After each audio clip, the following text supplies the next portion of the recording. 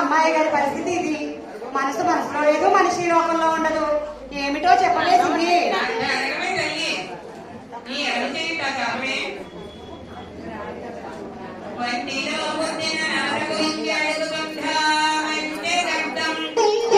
మనసులో పుట్టిన మమత గురించి అడుగుతుంటామంటే బొట్టు మమతేని చిన్నమ్మి మమతేని మమత ఏమిటే ఆ మమత?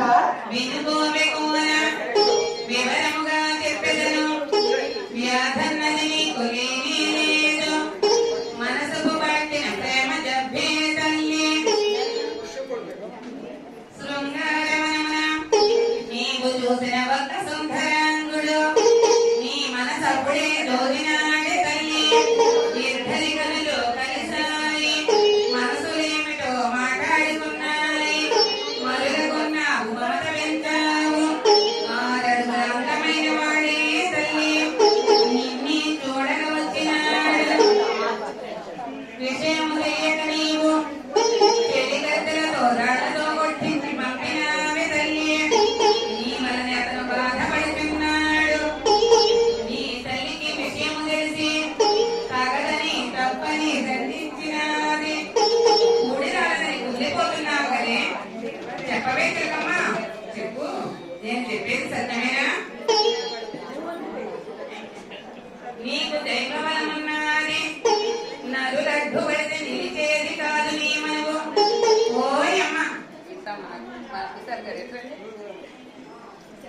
ఓయమ్మ మాట్లాడడానికి మనవు ఒప్పుకోవే. ఏమిటేమిటే నీవనేది? ఎవరో దానిని పోయే దానాయికి ఇచ్చి పెళ్లి చేయమంటావా? గుడిసెపో గోపురానికి ముడి పెడతావా? చాలు చాలు, ఇక్కడి నుంచి కదులు. ముక్కు మీద నీకు ముని కోపమున్నది.